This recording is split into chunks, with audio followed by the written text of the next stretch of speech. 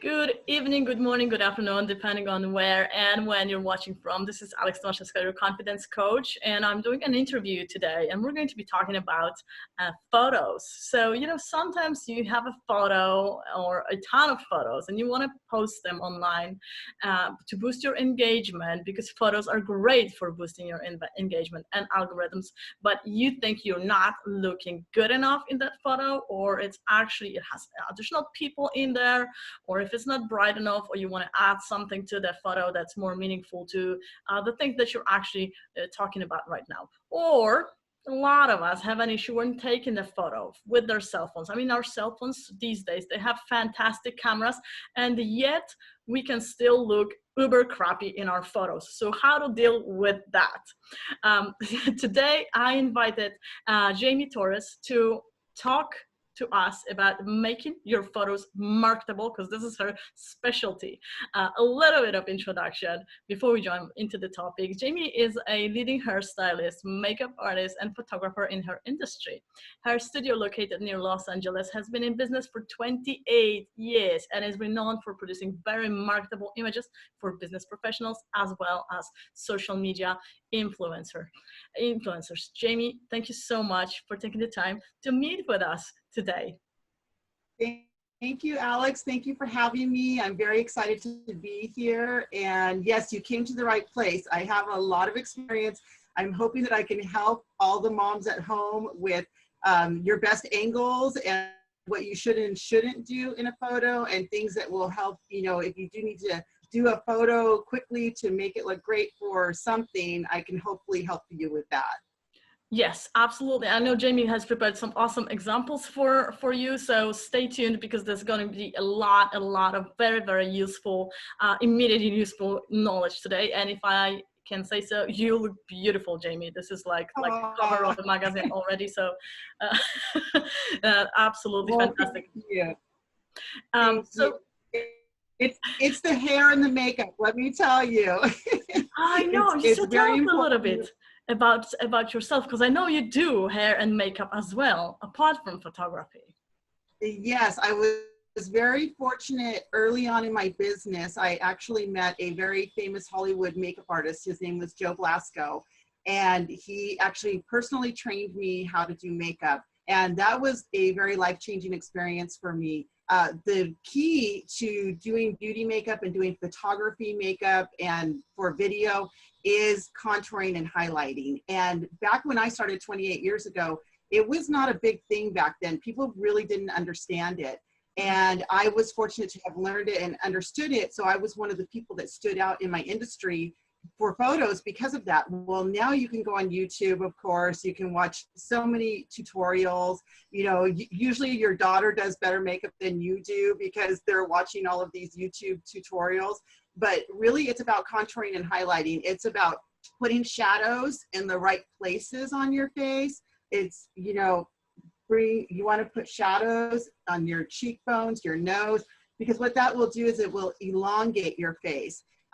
What people do when they look at beauty makeup is if they look at your face and their eye has to go back and forth, for some reason we do not perceive that as beauty. People perceive beauty in a photo when their eye has to travel up and down. So the way to do that is to elongate your face. So that's one of the tricks of the trade. Wow. Okay. So I need to find out what is a shadow and get one. I I have no idea how to do makeup. This is the best I can do, basically. So yeah, but just look at Jayme tonight, guys, because this is really a beautiful picture. And you jumped straight into the topic, so let's just go ahead with it. And so my first question will be about photos that we already have. So you already have a photo. I already have a photo on my cell phone, but it's not good quality. And I may be needing a photo for some, interview, for example, that I'm going to be doing, or I just want to post it. But I'm so hesitant because I know it's not the right quality. What can we do to save that photo? And I think you have some examples prepared for us too. I do have some examples. Because just as an example, right now we're in quarantine. And when I first spoke to Alex about doing this interview today, she asked me if I could provide her with a headshot. And to be honest with you, I haven't updated my own headshot in a very long time. So I couldn't go to my studio because of the quarantine. So I had to come up with something quickly. So I'm going to share my screen. I'm going to show you what I did just today for this interview to give you an idea. Brilliant, brilliant. Okay, so I hope you can see this. Yes. Okay, so this is going to show you how to create a great marketing photo from home. So this is a photograph of me and my daughter, and what I did was I actually, I loved it, but there's actually a bar in the background. There's liquor bottles, there's wine barrels. It was actually from a birthday party of mine, so we were having fun. So what I did was I cropped the image, and let me see if I can move. I don't know if I can move us out of the way. There we go. So I cropped the image, and you can still see the liquor bottles and all of that behind me. And then what I did was I put it into an application called removebackground.com. And I'm going to show you a sample of that in a moment. And I removed the background. I replaced it with this background. And then I did some tricks on it by putting it in this very simple application that you can load on your phone. It's called UCam Makeup. And it was available. I have an Android, so it was an Android app. I'm sure they have it for iPhone as well. And you can just play with it. It's so much fun. You just load your photo in there and go. So that's what I did. So I was able to take this picture in a bar with my daughter, and I came up with the headshot for today's interview. So, and that looks like I did it in a studio. And honestly, it probably took me about 10 minutes to create that image. So that's one thing that you can do right there. Here's another great idea. So I had a marketing idea that I wanted to do. Again, I couldn't get into a studio. I have a travel business besides my photography studio, and I wanted to do something where something a little bit creative with the photo. So I took this photo and I put it into that program called Remove BG. It's removebg.com. So there's a copy of what the application looks like on the left. So if you want to Google it and look for it, and it's free. It's free. So as long as you're not downloading an extremely high resolution photo, which you really don't need for social media, you can just use that application, upload any photo to it, and then what it does is it creates a transparency. A transparency is something that has a blank background. So now my background is blank, so I can take this image and I can put it into anything. So this is what I did with it. So I went ahead and amazing. So there I am leaning on the suitcase, time to pack your bags, join me in my travel business. And then I was interviewed for a Boss Mom story, and I needed to, again, I needed a picture for this. I needed something longer. I didn't have a shot. So I just replaced the background again. I went and I Googled a royalty-free background. That's also important, is that you want to make sure that it's a royalty-free background. Right. Because you don't want to be using something and then get in trouble later because it's somebody else's image that you're using that you should not be using. So that'll give you some easy things to do at home. And how to do that in Google, you have usage rights. When you go, when you punch into whatever you want to find in Google, just under the field, the input field, there's tools and there's usage rights. I can't remember exactly how to get that, but it's very important to use royalty-free pictures, like you said. So thank you for pointing that out. Awesome. Yes, and also there's Shutterfly, and there's stock, you can look up stock images, and a lot of times you can go to their websites, and sometimes they do charge for a membership, but other times you're able to, they have ones on there that are free. So as long as you're not choosing, if you're not super picky, you can usually find something that will work for whatever your marketing idea may be. Yep. Yep. I mostly use free photos. This is not necessarily something that you have to invest in when you're starting a business. Absolutely. That was great. Thank you so much for these ideas. So let's talk about taking a profile photo. Let's say I have I have my phone, but I'm not investing in a studio. Maybe this is the quarantine and somebody is just starting the business and they want to bump up their profile photo. How can I take a good profile photo? What to pay attention to? And then let's also talk about the makeup for that. You know, how do you make the makeup for the profile photo? Because this is really the business card of you over the internet. So it has to look nice. Yes. Okay. So I would say the number one thing is when you're taking a photo for a business card or for a website, the most common mistake that I see people make is if you're straight on, you can see right here, I just gained probably 10 pounds.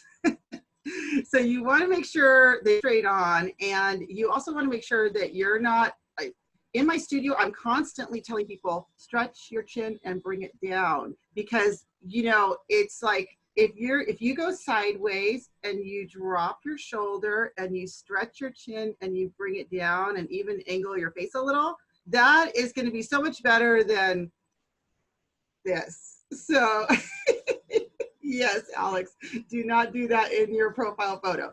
So, and a lot of times I'll ask people when they come to the studio, I'll say, what is your better side? And a lot of times they'll say, I don't know. And I say, which side you turn to when you take a selfie, because that usually is the person's better side, because they know, and, we like to do this, when you take a selfie. So that's a good rule of thumb. Also, the camera, not too low of an angle. Make sure that it's either eye level or above, because especially with moms, with women, we gain weight, instantly on camera. The camera already adds 10 pounds. So you're really having to, work against that. So I joke with my clients, and sometimes I do climb on a ladder because it does make a difference in the photo. So I do think higher angles are better, but not too high, because you don't want where your eyes are almost rolling to the back of your head. So it has to be a little bit of a happy medium, but definitely, yeah, a little bit up and a little, so the lower I get and the more I go sideways, I'm going to look thinner. You're so good at making that face. That's incredible. So that's a good rule of thumb. Yes.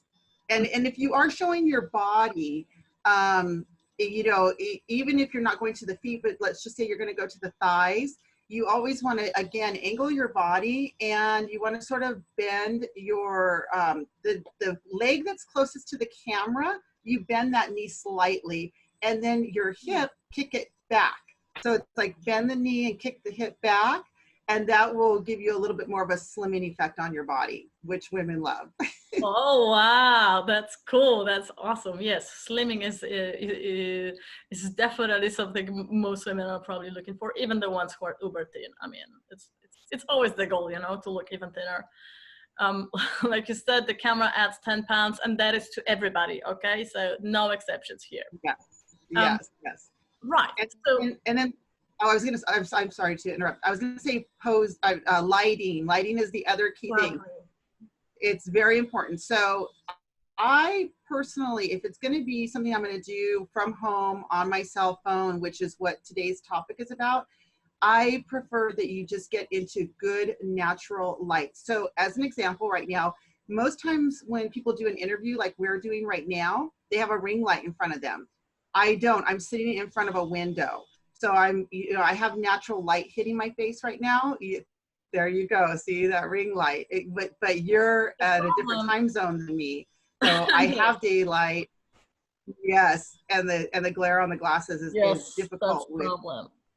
Yeah. So if you can get near a window and there's like some soft light coming in that window, that is phenomenal. And don't worry about your background, because I just showed you how you can cut your background out. So, maybe the room that has the best lighting isn't the prettiest room in the house, but you can cut yourself out of that background and drop yourself into another background. The key thing is that you don't have too many shadows on your face. If you have a lot of shadows, it's really going to show up here. It's going to make your nose look longer. The best thing you can do is put great lighting on your face. So not a lot of direct sunlight, just some soft ambient light hitting your face, and not, you want to just make sure it's not too much of a shadow from any angle, because that'll ruin a photo. Sometimes you want a natural shadow maybe on one side, but not a lot of shadows, and definitely not shadows that are, coming this way. You do not want that. That'll age you instantly in a photo. Right. So, okay, so let's say I took the photo. How can I assess if this is a good photo or not? Should I retake or should I just retouch? What is it that you would look at as a professional? You would look at it and say, oh no, we need to do this again. Well, what I strive for in the studio with my clients is I want you to be you, especially if you're using it for marketing or social media. You don't want that you go out there and you put an image on the internet and everybody is commenting and saying, wow, that's a beautiful photo, but it doesn't look anything like you. Yeah. It's not you, it's not your personality. And people will tell you, people are honest, So my goal is always be yourself. I'm going to make you look the best you can, but make you be yourself. So when I'm looking at a photo, I want to see that energy. I want to see that twinkle in your eye. I want to see that smile. I want to see that excitement. Of course, depending on what you're doing. If you're a corporate executive and you're selling commercial real estate and you have to, be a little more on the serious side. If you're an attorney, that's a little bit different. You can still look friendly without a huge, smile or expression. But I think for most of us, for, what we use photos for these days, you want a lot of energy. You want a lot of personality in that photo. And that's really what I look for. And being able to do that without having the person, make sure that you're not having a double chin, make sure that you're not showing things that you're worried about, So that removebg.com also has a trimming tool. So there's an edit tool in there. So let's just say you have there's a slimming tool. So even let's just say I had a piece of hair sticking out that I didn't realize, you can actually go in there and you can trim it with you can use your finger to do it, or you can use a stylus. So and let's just say my arm had a little extra hair. I could just sort of do that with my stylus and take a little off. And you can do that in that app that I showed you. Awesome. So don't worry. Glasses, on or off for a profile photo? I always wear glasses, for example. I don't have glasses on in my profile photo. Is there okay. To assess? So if you always wear glasses, I think it's important, if you're branding yourself with glasses, I think it's important that you wear them in a photo. And yes, glasses give a glare. So one trick that I do give to my clients is, if you have an old pair at home, take the lenses out and come on in and take your picture. So you're still wearing your glasses. You don't have to worry about the glare. You don't have to pay for retouching, because that's the big thing is with glasses, you end up paying for retouching, and you don't want to do that. Oh, okay. Good. So take the lenses out. And I always tell my clients that wear glasses, if they do take their lenses out, a lot of times they can't see me because they're used to wearing their glasses. So they're doing this in the picture, so I tell them, if you can't see me, don't worry. Just let everything be blurry and smile, because you don't want that they're so busy focusing that they, that ends up being an issue in the end. Yeah, that's true. It's kind of hard to stop, to be comfortable with the not seeing, because as humans we are so dependent on our sight. So I can see how that can be an issue. All right, next question that comes to my mind is, let's say we are somewhere outside and we want to take a photo just to do marketing with that photo, but it's like, how do I do that? And you take a photo, everything is perfect, but you take a photo and it doesn't look like what you wanted, and there's no way for you to get that photo right. How can we save that? What can we do? What should we pay attention to when we're taking the photo outside so that it looks good? Well, what we do a lot when we go on location, which we do go on location a lot in our studio, we look always for shade with ambient light. So you want to you don't want to be in full sun. Full sun is the worst thing you can do. If you can avoid it, do not do it in the middle of the day. That is also the worst thing you can do. The best lighting is going to be early in the morning, or like that hour before the sun sets. That's what we call the golden hour. That's our favorite time. That's a beautiful time. We do a lot of beach photos here in California, and we always start our family photo sessions 1 hour before the sun sets. And that really is going to just be like golden for you. Sometimes we'll get to the beach a little early because of the family schedule. And I can't tell you how long I spend in Photoshop correcting those photos because the sun is just too bright, or it's just not in that right spot yet. And it just creates so many shadows, and shadows that will make your nose look longer. And, it's just not attractive on the face. So if you can avoid it, stay out of direct sunlight, especially direct sunlight going over the top of your head, not a good idea. And try to go into some shade, and not too dark of a shade. Just make sure if you can have a tree over you, but you can be facing the sun while you're under the tree. And then the photographer should have the sun to their back. That's another thing you want to be careful of, is that you do not want the sun in front of you, in front, because then you're going to end up with a lot of glare around the photo, and you're going to end up being a silhouette. If you're not careful, if you're shooting into the sun, you're going to end up being a silhouette. So unless you have a really strong flash, I don't recommend shooting into the sun. When we do sunset photos, we do use a lot of flash on the subject, because otherwise they do turn into a silhouette. Wow. And if you try to take them and lighten them, you're also lightening the background. So you're losing the ambiance of that background. So really the only way you can fix that type of a situation is going to be with a flash.